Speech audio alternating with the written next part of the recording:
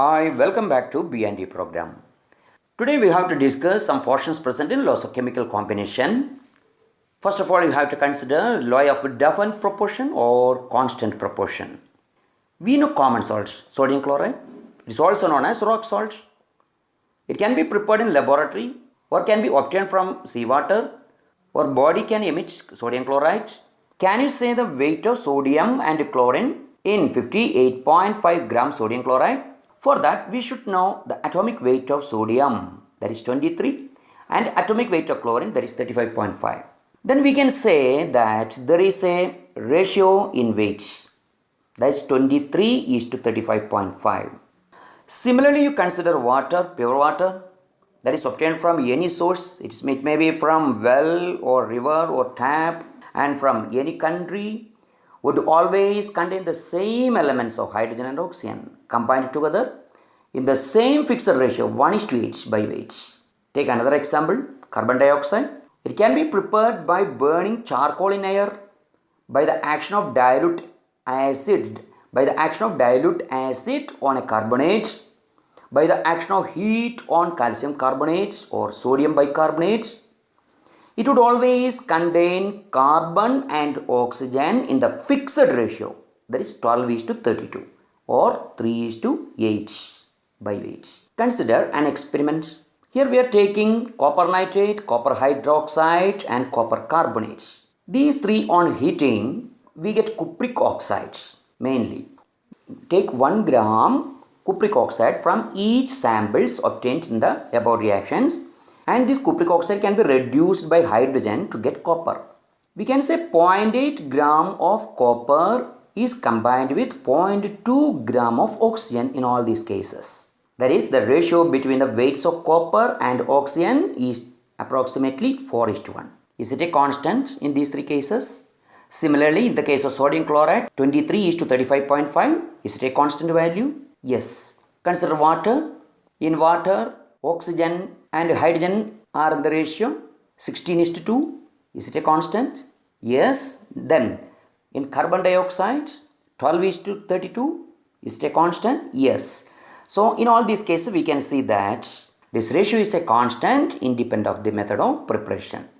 Is it a constant ratio always and everywhere? Yes, of course. This ratio is a constant independent of the method of preparation as well as the place of preparation. Thus we can say a given compound always contains exactly the same proportion of elements by weight. In other words, same compound always contain same elements combined in the same fixed proportion by mass. Once again, same compound always contains same element combined in the same fixed proportion by mass. You love music? Now we can hear the definition like this. Same compound always contains same compound always contains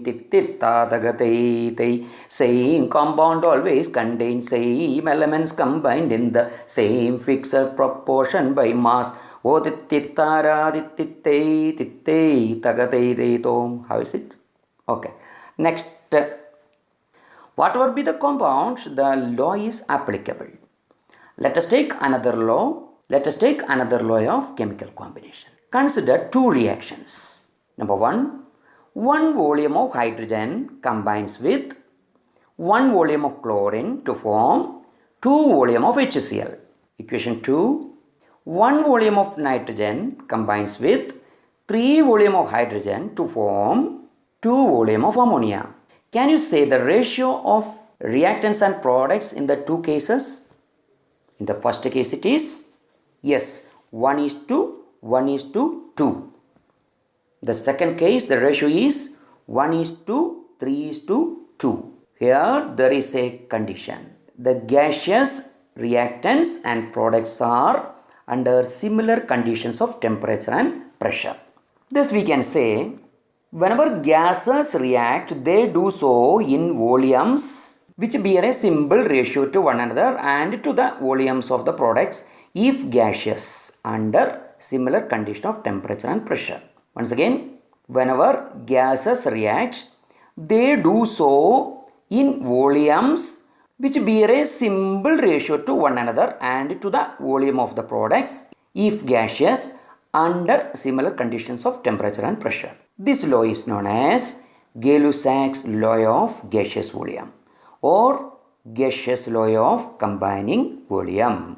I think it is clear to you now. Finally, you consider law of conservation of mass. Consider two reactions. First of all, silver nitrate is treated with sodium chloride to get silver chloride and sodium nitrate. Second example, barium chloride is treated with potassium sulfate to get barium sulfate and potassium chloride. At the same temperature, find the weight of reactants and products. It is found that the weight remains unchanged. That is, total mass of products formed in a physical or chemical change is the same as that of reacting substances. Thus, we can define the law: matter can neither be created nor be destroyed by any physical or chemical changes. This law is also called law of indestructibility of matter. But now we know that according to Einstein, matter can be converted to energy, that is by using his famous E is equal to mc square. So we can say total mass and energy of the products is equal to total mass and energy of the reactants. That is, mass and energy can be interconverted. Now 3 laws are obtained to you. Let us do one problem. 20 kg of N2 gas and 3 kg of hydrogen gas, H2 gas, are reacted to get ammonia, NH3 gas. What will be the amount of ammonia formed? Let us solve the problem. Write the chemical equation for the formation of ammonia first. N2 plus 3H2 gives 2NH3. That is 28 gram of nitrogen combines with 6 gram of hydrogen to form 34 gram of ammonia. If it is in kilogram, 28 kilogram nitrogen is combined with 6 kilogram of hydrogen to form 34 kilogram of ammonia. But here 3 kilogram hydrogen is taken. That is, 3 kilogram of hydrogen can combine with only 14 kilogram of nitrogen. Thus, the obtained ammonia will be of 17 kilogram. That's all. Let us do one more problem. It is for your entrance examination. Which of the following data illustrate the law of conservation of mass? Choice A: 56 gram of carbon monoxide reacts with 32 gram of oxygen to produce 44 gram of carbon dioxide. Choice B: 1.7 gram of AgNO3 reacts with 100 ml of 0.1 molar HCl to produce 1.435 gram of AgCl and 0.63 gram of HNO3. Choice C: 12 gram of carbon is heated in vacuum and on cooling there is no change in mass. Choice D: none of the above. Let us solve the problem. Take choice A. Write the equation first. CH4 plus O2 gives CO2 plus H2O. Here the total weight of reactants and products is different. That is, 56 plus 32 is not equal to 44 plus 36. Then you take the choice B. First of all, you have to determine the total weight of reactants. So for this, we want the equation AgNO3 plus HCl gives AgCl plus HNO3. Weight of AgNO3 is given as 1.70. But weight of HCl is not given as such. We can very easily determine the weight of HCl. Molarity is equal to weight per liter divided by molecular weight. Therefore, weight per liter is equal to molarity into molecular weight. Here, what is the molarity of HCl? That is 0.1 molar. But the volume given is not 1000 ml, but it is 100 ml.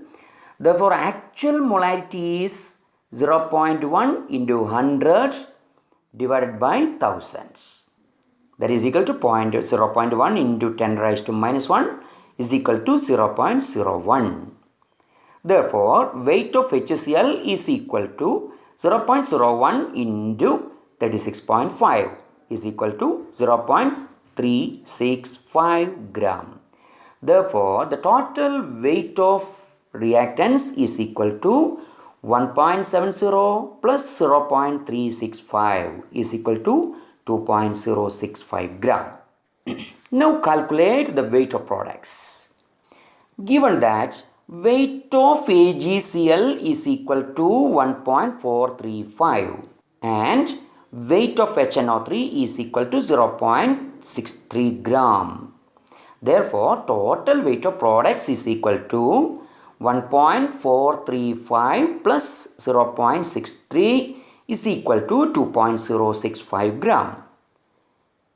Here we can see that weight of reactants and products is same. Therefore, choice B is the answer. Choice C is not the answer. Can you say what's the reason? Think of that. For better knowledge in science, subscribe the channel SPCL Bonds.